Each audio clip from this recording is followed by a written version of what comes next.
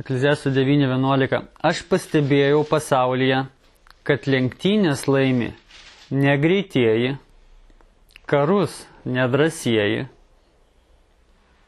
duonos turi neišmintingieji, turtus neprotingieji ir palankumą nesumanieji. Visa priklauso nuo laiko ir atsitiktinumo.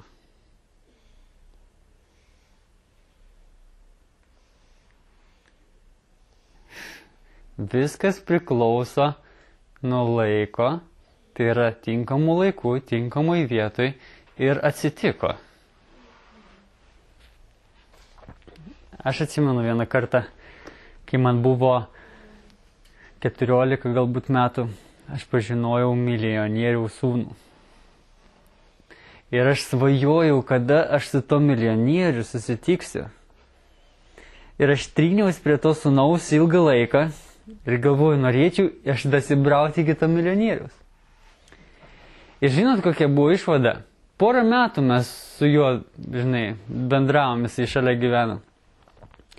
Vieną kartą per tą porą metų su to milijonieriu žaidžiau krepšinį, 5 minutės maždaug. Buvo visi santykiai, kokie tik tai gavosi per 2 metus. Bet kitas mano to milijonieriaus draugas, jisai atsirado kažkokiu kitokiu laiku, kitoj vietoj ir atsitiko taip, kad tas milijonierius nusprendė jį mokinti verslą. Bet aš tai norėjau. Aš apie verslą svajojau. Arba apie milijoną. Nežinau, apie ką tuo momentu svajojau. Bet Saliamonas teisingai išsikasė, ne? Sako, aš pastebėjau pasaulyje, kad lenktynės laimi negreitieji. Karus nedrasieji, duonos turi neišmintingieji, turtus neprotingieji ir palankumą nesumanieji. Visa priklauso nuo laiko ir atsitiktinumo. Toliau. Patarlių. Truputį atgal atsiverčiam Patarlių 16 skyrius. Patarlių 16 skyrius.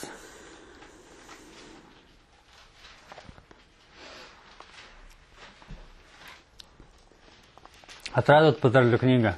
Iš nieko neištrynė, jog, kaip Deividas sakė, atskrido angelai ir Ekleziastų knygą ištrynė iš Biblijos. Gerai. Patarlių 16 skyrius 33 eilutė. Pati paskutinė. Burtas metamas į skverną, bet jo išsidėstymas priklauso nuo viešpaties. Tai ką reiškia tas atsitiktinumas? Ar yra pasaulyje atsitiktinumų?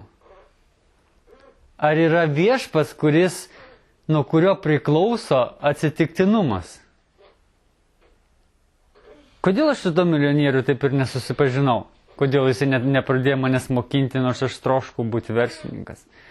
Todėl, kad viešpas kontroliuoja atsitiktinumus. O aš galiu stengtis nesistengęs ir bus taip, kaip Dievas nori, ar ne? Bet ką šiandieną noriu pasakyti? Atsiverčiam mes Mato Evangeliją. Šiandien truputį vartysim, pradžioj bent jau. Mato Evangelija 22 skyrius. Jeigu jums tai našta, jūs turbūt nežinot, kur atėjot. Nes mes čia daug vartom. Mato 22 skyrius.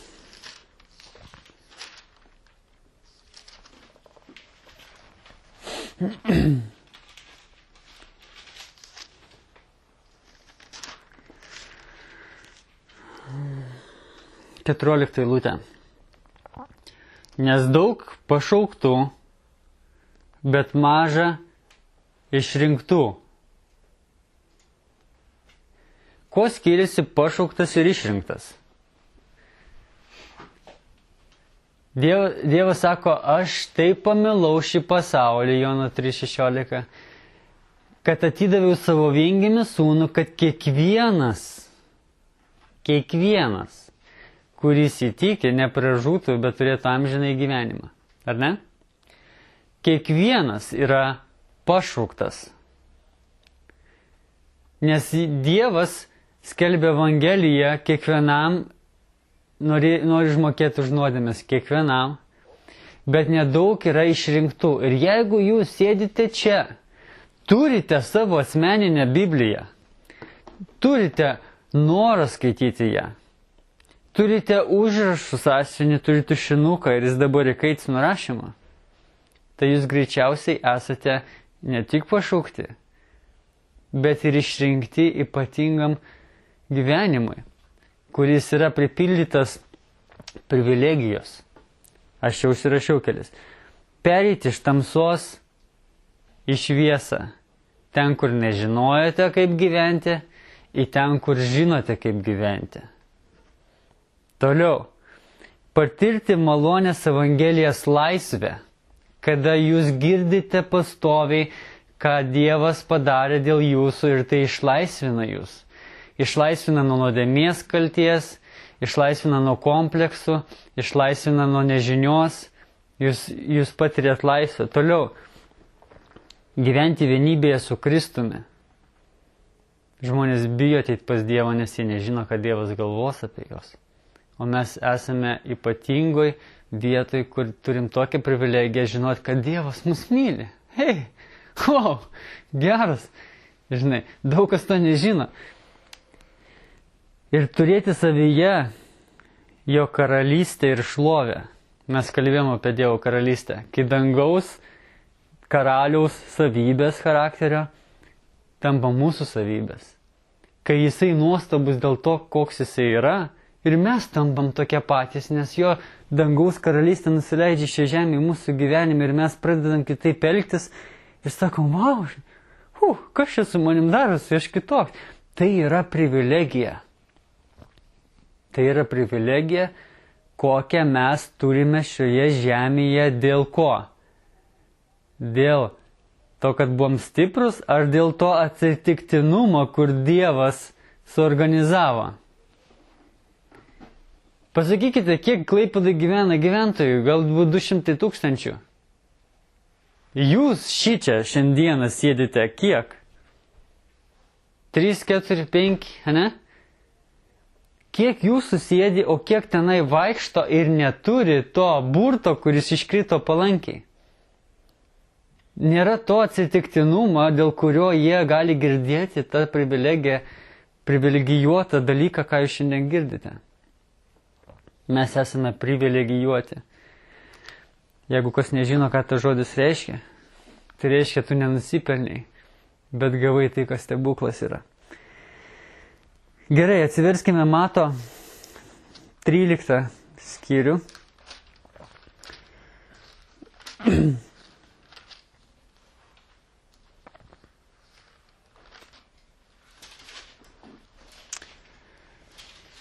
Mes turime dangaus karalystę savo gyvenime. Tai yra wow. Ir Jėzus kalbėjo apie dangaus karalystę ir kalbėjo apie mus, kurie mes tai turime. Mato 13 skyrius 45 eilutė. Vėl su dangaus karalystė yra kaip su pirkliu, ieškančių gerų perlų. Kas ieško gyvenimo, kuris vadinasi wow? Aš manau, visi galėtų atsakyti, aš ieškau. Kas rado tą gyvenimą? Žiūrėkite, atradęs vieną brangų perlą, jisai ieškojo ir jisai atrado vieną brangų perlą, tą, kuris yra brangiau už visus sudėjusi krūvą, kuriuos jisai turi. Ir mes esam tie privilegijuoti, kurie radome tą vieną brangų perlą. Ir mes dažnai užmirštame, kad mes radom dangaus karalystę savo gyvenime. Radom vieną brangų perlą, kuris vertesnis už visą kitą. Ir Jėzus sako, o čia mes nebaigime dabar šito palyginimo. Žiūrėkit, atradęs vieną brangų perlą, jis, veiksmažodžiai, eina, parduoda visą, ką turi ir nusiperka jį. Dar išverskime mes tai lietuvių kalbą. Atradęs dangaus karalystę, jis užsidega dideliu troškimu ir žengia tikėjimo žingsnius. ir atsisako savo svajonių, užgaidų, komforto, atsisako savo egoizmo, savo gyvenimo būdo, atsisako visko, ką jisai tenai turi, brangiausia. Savo gyvenimo stilių, savo hobius ir taip toliau. Ir nusiperka dangaus karalystę į savo gyvenimą. O tam reikia didelio noro užsispyrimo ir kantrybės. Ar ne? Ir Jėzus sako, jūs esat privilegijuoti, kad jūs atradote jį. O dabar ar mokėsite kainą, kad jūs turėtumėte jį? Žmonės tenai už lango, jie nori mokėti kainą. Yra daug tokių, kurie nori mokėti kainą, bet jie neranda ką pirkti. Jie nori nusipirkti pačią esmę gyvenimą, džiaugsmą, prasmę, bet jie nežino, kur jinai. Jie sako, aš padarysiu viską, kad būčiau laimingas, bet jie nežino ką. Ką reikia daryti? O mes žinome, ką reikia daryti. Mes žinome, kur yra prasmė. Ar mes mokame kainą? Taigi įvadas apie tai, kad mes esame privilegijuoti, burtas krito į mūsų pusę. Ir Dievas mus pašaukė kažkam ypatingam ir mes atradome, tai atradom perlą ir mes norim nusipirkti. Ir nuo dabar, tai, ką aš dabar kalbėsiu, tai yra perlas, kurį mes turime. Vienas iš, žinot, perlas, jisai, gerai, paskui, deimantai, žinot, kas yra? Deimantai turi skirtingus tos kraštinės, ten yra milijardai skirtingų dalykų. Ten, kai pasižiūrėsi, tokią spalvą matysi ir tai yra Dievo žodis, kai pasižiūrėsi, kokia tavo situacija, tai tu matai Biblijoje. Pasikeičia gyvenimas, tai tu matai Biblijoje ir tai atsakymai kiekvienoje situacijoje. Ir mes šiandieną kalbėsime apie tai, iš ko žmogus susidaro ir iš ko problemos pas žmogų ateina. Žmogus susideda iš 3 dalių. Kas žino, iš kokių dalių? Kūnas, siela ir dvasia. Gerai. Yra dvasia. Tai šiandienos mūsų tema – siela ir kūnas.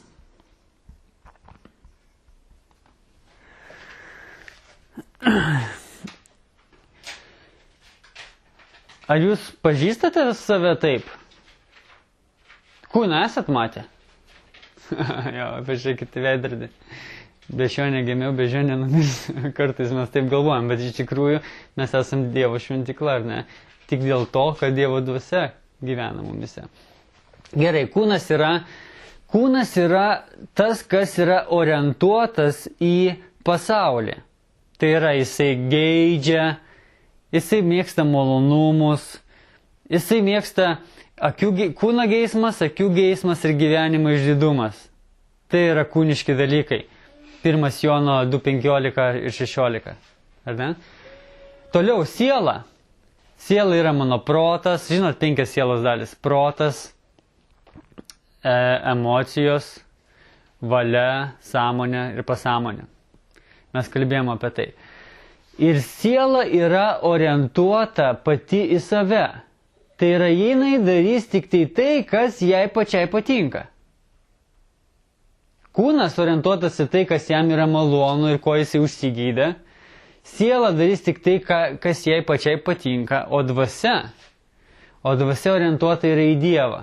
Jinai darys tai, kas Dievui patinka. Ir atsiverskime mes Psalmę 119, netgi ir tada, jeigu jūs mokate atmintinai, visieną atsiverskite. Psalmė 119. Deividai, yra pas tave dar tokia psalmė? Netikrinai paskutiniu metu. Ir tą ir te žiūri? Gerai. Šis pamokslas yra nestandartinis tom, kad jis panašus į Biblijos institutą, bet tai yra be galo svarbu žinoti, ką jūs šiandieną girdite. Psalmė 119, eilutė 130. tavo žodžių aiškinimas apšviečia, neišmanančius daro supratingus. Jeigu aš esu išgelbėtas, tada mano dvasia yra kas? Namai šventosios dvasios. Taip? Žinote tai, Biblijos instituto studentai.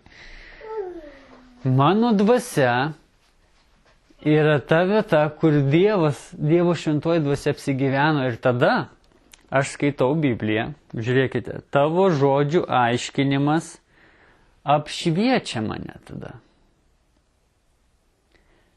Tada kas labiausiai nori girdėti Dievo žodį? Dvasia ar siela? Dvasia. Kas džiaugiasi, didžiuojasi? O kas geriausiai supranta Dievo žodį? Dvasia. Ir tada mane apšviečia ir tada mane išlaisvina iš mano nuodėmingo gyvenimo. Dievo žodžio aiškinimas atneša laisvę. Bet jeigu aš esu neišgelbėtas, arba aš esu nuliūdinęs šventąją dvasią, tada kas klauso Dievo žodžio aiškinimo? Klausosi mano siela. Ir ten prasideda problemas. Žiūrėkite. Jeigu žmogaus dvasia yra gyva su Kristumi, tai ji tampa supratingesnė. Taip mes skaitėme ką tik. Jeigu jis nėra išgelbėtas, tai Dievo žodžio aiškinimas apšviečia tik žmogaus sielą ir vietoje to, kad išvaduotų nuo nuodėmevimo, jis tik pradeda surasti pasiteisinimus nuodėmiai, prisidengdamas malonę. Pavyzdžiui, Dievas man atleidžia, koks aš bebūčiau nusidėjėlis. Ir štai viskas tapo nauja. Štai kas buvo, tas praėjo. Ir jeigu mano siela klausosi Dievo žodžio ir sako, tau atleidžia. Wow, tai aš galiu nusidėti dar syk ir vėl atleis. Ir taip mąsto mano siela. Bet jeigu mano dvasia klausosi, tada sako, man Dievas atleido, aš esu baltas popieriaus lapas, aš esu tai, kas Dievo akivaizdoj stovi, aš nebenoriu daugiau tos nesąmonės daryti. Mane išvadavo ką tik iš tos kalties, aš nusidėjau ir aš dabar laisvas. Ir aš nebenoriu daugiau eiti tą purvą, nes Dievo dvasia, jinai mėgsta švarą, jinai yra Dievo dvasia, suprantat, jinai yra švento Dievo. Suprantat, apie ką aš kalbu? Renata atrodo, kad jinai, viskas, aš nesupratau nieko. Gerai. Atsiprašau. Gerai. Jeigu aš su siela savo klausausi, tai tenai prasideda du dalykai vyksta. Arba aš susirinku pasiteisinimus, kodėl galėčiau ir toliau gyventi nuodėmėje. Arba antras dalykas, arba vaikštau aš pastoviai save kaltindamas, kad aš stengiuosi būti geras, o vis tiek nusidedu ir vis tiek Dievas dabar turi atleisti ir vėl aš tą patį darau ir tas pats per tą patį sukas, nes siela, jinai neturi galimybės išlaisvinti pati save iš savo ydų, iš savo egoizmo, iš savo tų nuodėmių, kurios iš tikrųjų sielai patinka. Sielai patinka nusidėti dėl to, kad jinai visą gyvenimą tai mokinosi ir jai čia geriausias yra dalykas, ką jinai moka. Ir tik tai tada, kai nenuliūdinta dvasia, kai mes turim šventąją dvasią, mes galime suprasti, ką reiškia, aš išgirdau Dievo žodžio aiškinimą ir esu išlaisvintas. Dar viena problema kokia yra, jeigu mano dvasia nevaldo manęs. Problema yra tokia, kad mano siela, kuri orientuota pati save, pradeda kurti savo egoistinį gyvenimą. Egoistinį gyvenimą. Jeigu man patinka, darysiu. Jeigu man nepatinka, nedarysiu. O kaip dėl to, kad Dievas sako, guldyk savo gyvenimą už kitą? tada žmogus, kuris neturi šventosios dvasios, sako, ką? Už ką? Dėl ko? Ką guldyti? Aukotis už tą? Jis man nieko gero nepadarė. Taip atsako sielinis žmogus. Ir kokią mes turim privilegiją, kad mes esame išgelbėti ir turim dvasę mumise gyvenančią. Ir kokia privilegija, kad mes radome tą turtą. Ir mes šiandieną klausydami Dievo žodį, mes ką girdime? Girdime tai, kas mus išlaisvina. Teisingai? Išlaisvina nuo vergavimo tam, kas tik apie save te galvoja, sielai. Ar ne per daug jums? Informacijos, viskas tvarkoja.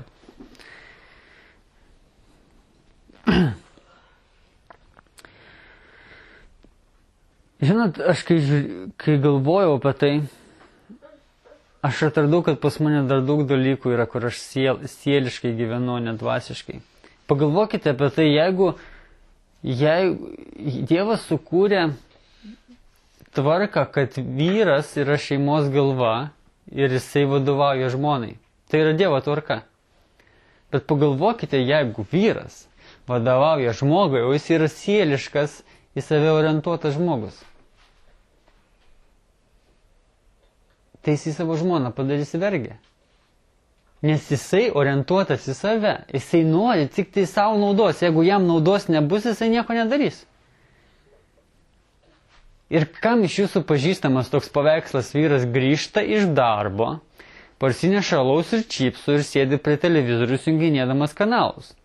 O žmona turi strikinėti, nes jisai jau atidirbo savo. Jis grįžo iš darbo. Jisai pavargęs. Kas esat matę tokį vaizdelį? Tai yra labai populiarus. Kas sukuria tokį šeimininį gyvenimą? Sielinis, egoistinis vyras, kuris yra šeimos galva. Bet tik apie save te galvoja. Jisai nesiaukoja dėl kito. Ir galiausiai ta žmona jinai vergia. Jeigu jinai nepavargs būti vergia, tai vergaus visą gyvenimą. Bet jeigu pavargs, skyrybos ateis. Ar ne? Ir tai yra santuoka tarp netikinčių žmonių. Arba santuoka su netikinčiu vyru. Kuris orientuotas į save. Jisai neturi išeities. Jis gali skaityti Bibliją, bet Biblija tik tai yra pasiteisinimas. Jis nesėdžiu, žiūriu teleką. Jeigu kam nepatinka, Dievas man atleis. Dievas atlaidus ar ne? Naisiu dangų, Dievas sakys, ne, nieko tokio, buvai pavargęs, viskas tvarkoja, pasiteisinimas buvo neblogas. Bet tai nėra gyvenimas, kur Dievo dvasia sukuria. Dievo dvasia kokį gyvenimą sukuria? Grįžta vyras, jis negalvoja apie tai, kad jisai darbę atidirbo savo porciją ir dabar jam reikia ilsėtis. Jis galvoja apie tai, kad jo gyvenimas yra aukoti save už kitus.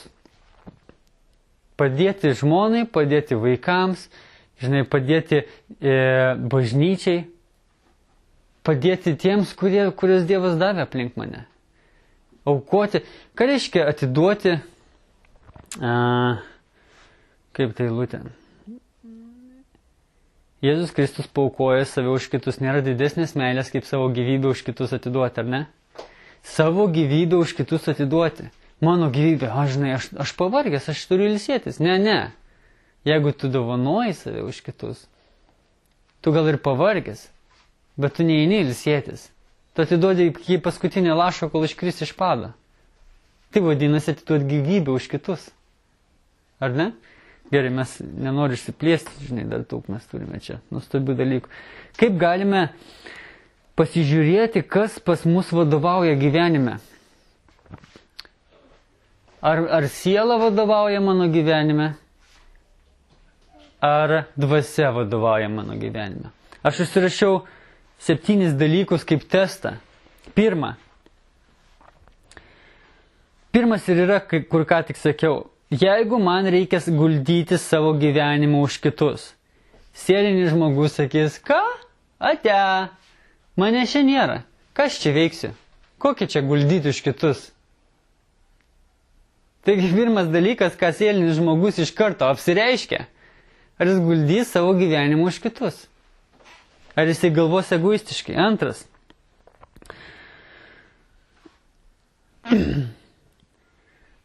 Sielinis žmogus, jeigu jisai eina į bažnyčią, jisai nenorės užsiimti bažnyčioje savo vietos kaip Kristaus kūno narys.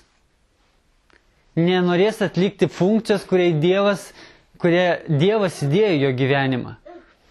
Dievas mums visiems davė dovanas, kurios reikalingos Kristaus kūno ugdymui ir lavinimui, ar ne? Ir aš neužsiimsiu tuom, jeigu aš esu sielos vedamas. Ir tai yra testas. Jeigu aš neužsiemu bažnyčioje savo vietos, kuri bus dovana bažnyčiai, tai tada aš esu sielos vedamas, o ne dvasios vedamas. Trečias dalykas. Sielinis žmogus praktikuoja nukentėjusiojo poziciją. Aš nemoku, man neišeis, aš visada buvau toks. Štai kas sielinis žmogus atsakinėja, kai jam yra iššūkis iš Dievo žodžio. Dievas sako, eik evangelizuot, bet aš bijau, aš niekada nejau, aš nemokėsiu. Va tas moka, žinai, va tas. O man, kaip sielinėmis save orientuota, man nepatogu. Ar ne? Ir tai yra trečias dalykas, praktikuoja nukentėjusiojo poziciją. Ketvirtas. Neina laimėti sielų visame pasaulyje, jam nerūpi jos, jam rūpi tik savo sielą. Jisai orientuotas į save. Penktas. Vietoje to, kad patarnauti silpniausiam bažnyčios nariui, geriau jisai jį ignoruoja. Atsisėda bažnyčioje į priešingą kampą. Dėl to, kad jisai rūpinasi tik tai savimi. Nors kas parašyta Biblijoje, mes esame visi Kristaus kūno nariai. Ir mes esame stiprus tiek, kiek stiprus yra pats silpniausias narys. Ir mes jam patarnaujam ir labiausiai jį išaukštinam. Ar ne? Tai parašyta Biblijoje. Ir sieliniam žmogui tai yra nesąmonė. Šeštas dalykas. Nepatarnauja ir nesimeldžia su visų Kristaus kūnu, o geriau užsidaro į savo mažą kambarėlį, aš ten pasimelsiu. Tai yra sielinis, į save susikoncentravęs, patogumų ieškantis žmogus. Kokia nesąmonė, čia prie visų sėdėsiu ir ištarsiu dar kokią nesąmonę, dažnai kaip nors apie mane pagalvos. Aš geriau užsidarysiu kambarėlį, aš namuose už jūs pasimelsiu. Sielinis patogumų ieškantis žmogus. Ir septintas. Nesiaukoja už kitus, o tik užsiema savigyną. Ir todėl vėluoja į bažnyčią ir išbėga iš jos pirmas, nes rūpinasi tik savimi. Vėliausiai ateina, anksčiausiai išeina, nes Kristaus kūnas jam nerūpi. Jis atėjo savo gerų taisyklių tik tai. Gerų pasiteisinimų savo gyvenimu. Jisai juos gavo ir ir lanko bažnyčią, vėliausiai pavėluoja ir anksti išeina. Ir didelioje bažnyčiai tai lengviausia daryti dėl to, kad nieks nemato. Mažoje bažnyčiai mes visi žiūrim, kas kada atėjo, kas kada išėjo. Gerai. Sielinis, žinot, kad siela mūsų gyvenime yra monstras. Monstras, kuris iš mūsų padaro monstrus, jeigu mes jam duodam valdyti. Ir kaip gera būti Dievo dvasios vedamu. Kaip gera yra klausyti to, kuris orientuotas ne į save. Mes tampame tokie, kurie neorientuoti į save. Ir pats didžiausias palaiminimas kitiems yra, kada jie sutinka žmogų, kuris apie save nieko nemąsto. Kuris nori tik patarnauti. Sielinė jėga deklaruoja, kad gyvena dėl Dievo. O dvasios jėga turi Dievo gyvenantį savyje. Tom skiriasi du žmonės. Sielinis žmogus sako, aš dėl Dievo dariau ir tą, o dvasinis žmogus sako, Dievas gyvena mane, jis mane veda. Viskas, ką aš noriu žinoti. Aš pats niek nedariau. Man nereikia užsidirbti savo, žinai. Žiūrėk, kas aš. Dievas yra stebuklas. Ir jisai per mane stebuklas. Ir mes daug pamokslų apie tai turime. Sieliniam žmogui, žinai, mes visi turime poreikius. Ir sieliniai žmonės ant tų poreikių turi visą gyvenimo pasiteisinimą. Jie sako, aš turiu norus ir tie norai yra tokie dideli, kad man reikia juos išsipildyti būtinai. Aš neturiu kada dabar skaityti ir būti Dievo dvasios vedamu, aš turiu savo gyvenimą. Aš turiu teisę į laisvę, aš turiu teisę į laisvą valią, ar ne? Aš turiu patirti viską, kas šiame gyvenime. Tarp kitko, Saliamono, jeigu skaitysite Ekleziasto knygą, ten sako, gerai yra visko pamėginti savo gyvenime. Visko pamėginti. Taip žmonės kalba. Esat girdėję. Gyvenimas trumpas, reikia viską išmėginti. Bet jūs skaitykite, ne tik tą eilutę toliau skaitykite. Ir sako, aš patyriau, kad tai tuštybė ir geriausias dalykas yra bijoti Dievo. Ir gyventi su džiaugsmu ir dėkingumu, kai gauni iš Dievo tokius turtus. Tai, ką mes dabar girdime, tai yra turtas. Ir sielinis žmogus, kada jisai turi poreikį, pavyzdžiui, apsiženyti. Jeigu jisai būtų dvasinis, jis sakytų, Dieve, atiduodu tau tą poreikį ir kada tu norėsi, tada atvesi man žmoną ir tada pastatysi man prieš akis ir aš nesugebėsiu jos nepastebėti. Ir tu suvesi ir du padarysi vieną ir tai bus šlovinga Dievo sukurta santuoka. Bet sielinis žmogus, jisai neužsiema tom, kad pasitikėti Dievu. Jis sako, aš noriu ženytis, einu ieškoti žmonos. Ir susiranda žmoną ir apsiženė. Ir tarp kitko, šėtonas kaip veikia. Uždaryk duris. Šėtonas kaip veikia. Jeigu šėtonas mus įvilioja į sielos valdžią mūsų gyvenime, sielinė kelionė vadinasi, tai jisai gali įtakoti, kad mes apsiženytumėm už netinkamo asmens, kad mes pereitumėm į netinkamą bažnyčią, kad mes mąstytumėm tai, kas nereikalinga,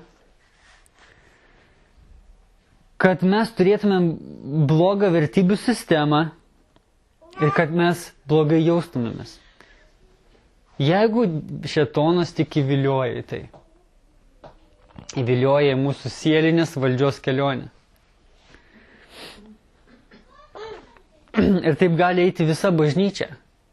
Visa bažnyčia gali eiti paskui savo poreikius. Susirinkam, sakom, ko mums reikia. O gal ką Dievas nori? Žinot filmą, ką Jėzus padarytų? Vadinasi, What would Jesus do? Gerai, užteks. Mes supratome apie sielą ir dvasią, ne? Gerai, dabar mes kalbėkime apie išeitį iš to. Pabaigai. Yra daugybė dalykų, kurie susideda į tai, aš 10 užsirašiau tik tai. Tik tai 10. Davidai, tik tai 10. Gerai? Mes nenorime gyventi sielos vedamo gyvenimo ir būti monstrai, egoistiniai. Teisingai? Todėl mes norime žinoti, kaip nuo to pabėgti. Pirmas dalykas. Efeziečiam 1:19-23. Gyvenimo pilnatvė egzistuoja tik Kristaus kūne. Jeigu ateisi į bažnyčią pavėlavęs ir bėgsi anksčiau laiko, Kristaus kūno tau nereikia, bet ir gyvenimo tu neturėsi. Gyvenimo pilnatvė, Dievas pasakė, aš esu galva, jūs esate kūnas. Ir tik tai tada, kai jūs užsiimsite poziciją tenai, kur yra Kristaus kūnas, vadinasi, aš kaip galva parodysiu, kad jūs esate pilni gyvenimo. Nes Kristaus kūnas turi viziją, turi prasmę, turi regėjimą, turi išmintį, turi pagalbą. Ane? Kristaus kūnas yra vienintelė vieta, kur jūs galite pajausti pilnatvę savo gyvenime. Ir tai yra pats didžiausias priešas sieliniam žmogui, nes sielinis nori pajausti komfortą ir užsidarimą ir tokį, žinai, vistarkuoju, aš pasimelsiu vienas. Ar ne? Ir sielinis žmogus nesupranta to. Antras dalykas. Antras dalykas sako, kad 1 Korintiečiams 12 skyrius, 26-27 eilutė, kad aš esu gyva ląstelė Kristaus kūne. Gyva ląstelė. Ir nuo manęs priklauso aplinkinės ląstelės ir aš nuo jų priklausau. Ir tai yra tas Kristaus kūnas, ta vieta, kur aš turėsiu pilnatvę. Trečias dalykas. 2 Timotiejų 2.15. Stengtis pasirodyti Dievui tinkamų jo žodžio perteikėjų. Jeigu jūs stengiatės pasirodyti Dievui, ne žmonėms Dievui, teisingų jo žodžio perteikėjų. Tai yra, aš skaitau Bibliją ir jeigu mano sielinis žmogus nori iš jos susirinkti pasiteisinimu, tai jau yra iškreipimas Biblijos. Ar ne? Bet jeigu aš skaitau Bibliją ir sakau, Dieve, mokink mane nusižeminti, mokink mane gyventi tikrą, dvasios pripildytą gyvenimą, tai tada aš galiu būti išvaduotas iš sielinio gyvenimo ir būti Dievo dvasios vedamu. Ir ketvirtas, Mato 4.4, gyventi kiekvienu Dievo žodžiu. Gyventi kiekvienu Dievo žodžiu. 5. Giliai širdyje laikyti Dievo žodį. Psalmė 119:11. Davidas jau turbūt išmoko pirmas 11 eilučių tas psalmė. Giliai širdyje laikyti Dievo žodį. Ten, kur jūsų įsitikinimai, ten, kur jūsų varikliukas gyvenimo. 6. Jobo 23:12. Dievo žodį vertinti labiau nei būtiną maistą. Jeigu aš vertinu būtiną maistą labiau nei Dievo žodį, rezultatas ir yra. Tarnauju savo kūnui, tarnauju savo sielai, kuri nori savo visko. Bet jeigu Dievo žodį labiau vertinu, aš greičiausiai norėčiau labiausiai būti dvasios vedamu. Ar ne? Nes Dievo žodis man yra svarbiau nei mano būtinas svarbiau negu mano būtinas maistas. Gerai. 7. Tik Dievo žodis gali mane išgelbėti nuo sielinės jėgos, Hebrajams 4.12. Ten sako, Dievo žodis yra galingas ir jisai padalina sielą nuo dvasios ir sako, ką man, čia sieliniai dalykai, man nereikia, čia yra dvasiniai dalykai, man reikia. Tai yra Hebrajams 4.12. 8. Leisti Kristaus žodžiui tarpti mumise, Kolosiečiam 3.16. Tarpti. Žinot, ką reiškia tarpti? Davidas žino, ką reiškia tarpti, nes jisai jam patinka 2 Petro 1 skyrius. Ten sako, ir kai mane jie gyvuoja ir tarpsta, neleidžia man apsileisti. Kas gyvuoja tarpsta? Kai Dievo žodis aiškina man, ką daryti. Pats žodis neleidžia man apsileisti. Taigi 8. Leisti Kristaus žodžiui tarpti mumise, Kolosiečiam 3.16. 9. Pirmiausia, ieškoti jo karalystės ir jo teisumo, o visa kita mums bus pridėta. Mato 6.33. Mirti savo ego ir leisti jo karalystę įveikti manyje ir per mane. 10. 1 Korintiečiams 2.2. Diskutuoti tik apie Jėzų perėjusi kryžių. Sako, aš atėjau pas jūs ir nusprendžiau žinoti tik Jėzų ir tą nukryžiuotą. Apie nieką kitą mes nekalbėsim. Ir ką tie 10 punktų kalba? Jie kalba Dievas, jo žodis, štai į ką aš orientuotas, štai kas yra mano gyvenimo variklis ir štai kas mane daro nebe savanaudžiu ir tai kas mane išgelbė iš sielinės valdžios. Ir aš vadinuosi dvasios vedamas, jeigu Dievo dvasia veda mane per savo žodį. Ar ne? Visi punktai kalba apie meilę Kristaus kūnui ir meilę Dievo žodžiui. Tai yra išeitis. Tai yra išeitis. O problema gyvenime, kokią mes dažnai susidurėm, tai yra tinginystė. Žinote apie tinginystę? Tinginystė yra problema. Pasyvumas. Pasiteisinimai. Tai yra problema. Ir mes apie tai diskusijų daugiau pakalbėsime. Gerai, dėkojame Viešpatie už tai, ką girdėjome. Mes norime apie tai mąstyti tol, kol mes suprasime. Nes būti dvasios vedamu, tai yra pasimti tą perlą, kurį atradome. Priimti tą privilegiją, kurią turime. Ir kiek galime mes eiti to bandos jausmo ir būti sielos vedamu, kaip visi žmonės yra. Tu, Dieve, davei mums atrasti perlą. Mes norime jį pasimti. Dėkojame už tai, ką girdėjom Jėzus vardu. Amen.